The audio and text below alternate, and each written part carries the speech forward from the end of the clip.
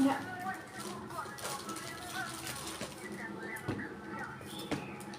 มื้อนี้เฮ็ดกินหมักกะละคะ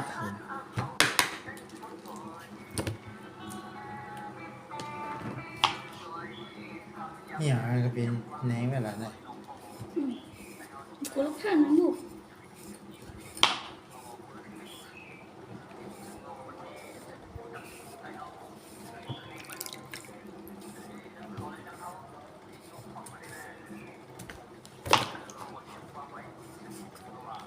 อันนี้ไข่เจียวที่นี่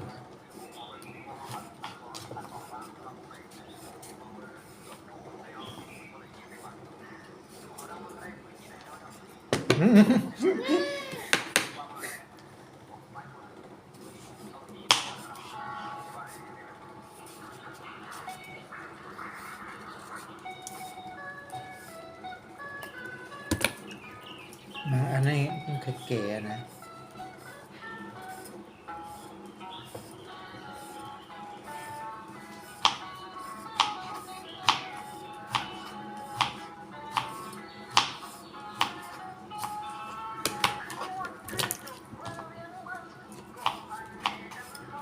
เนี่ยอันนี้ไข่เก๋นะปังโจเห็นทุกเราปังนี่มาทุกเราปังกว่าฉันสู้ปังที่มันยัง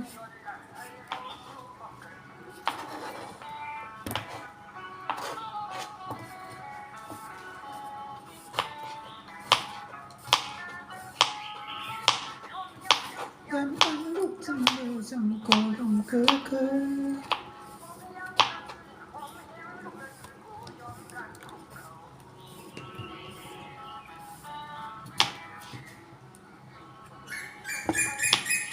เนี่ยอะไรเก๋นะเนี่ยอันนี้เก๋อะหมา เอา เนี่ย ไว้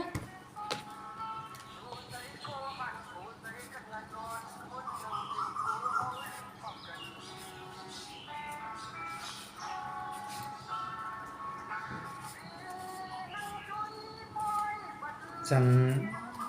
ยอดนั่นเข้ามาบัดไอ้พวกนี้ใส่เรายอดเนี่ย มันเหี่ยวแล้ว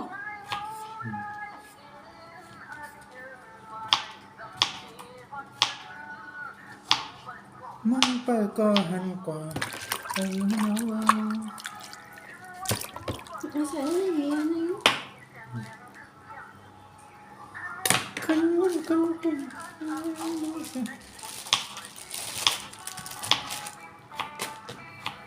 ใจหักอยากทักโอ้มาอย่าดีเป็นเกินกัน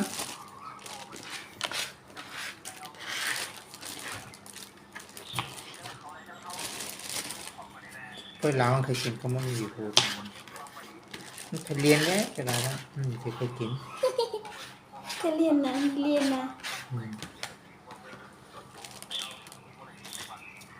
ไม่มีหมอเลยนะถ้าเรียนนะ ถ้าชื่อเครื่องเฮ็ดนั่นที่มาค่ะเครื่องกิ่งแป้งนะ ก็พักหมีมากนะ เอามาเลย แต่ฉัน เอามีดมาทำ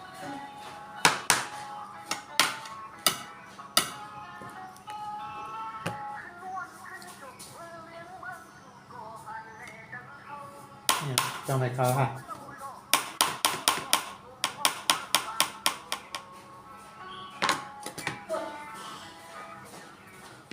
แต่กินมันจะมันมดปอด นี่ บอกแน่มดกามบนลำแข่ปอดพูดขึ้นอาสากุ้งก่อนกินแล้วมดก่อนเอาปอกเขานี่มันช่วยช่วยแหละช่วยช่วย พอละค่ะ ช่วยช่วย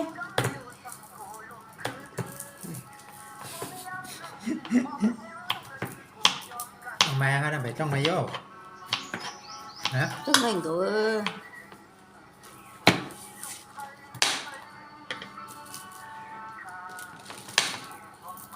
không vì hổ liệt กินได้ม้วนๆก่อนก็กินอันหัวยัง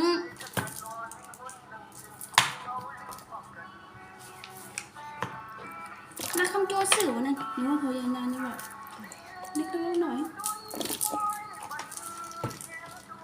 ว่าแต่ทำหูเขาอีป้านั่นก็มันมาขายนั่นเนี่ยโอ้เฮียงมาเยอะเว้ยเนี่ย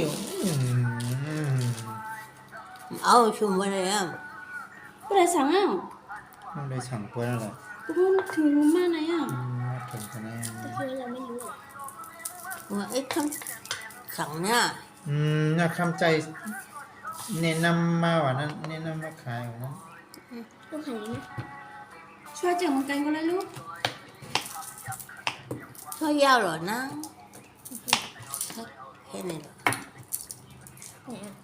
แนะนำว่า ช่วยหน่อย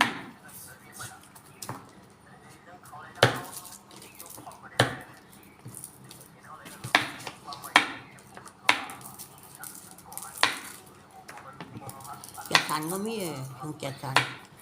จะชาติเฮ้ย chặt thành hay ba ẹt hay không rồi มันนี่ปลาแอบ mấy ơi ไม่เลย mi cái con người nó mi rồi มีแนว มันได้มีกูหูมันดูหูเลี้ยงแล้ว mô luôn đeo ดูหูเลยหรือเอาแล้ว nó phụ muốn หูเบ่งหูแดงอันนั้นแต่นะจะดู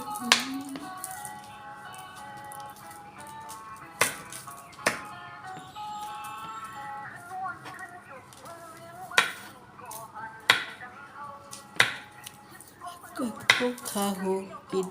say say tùm อืม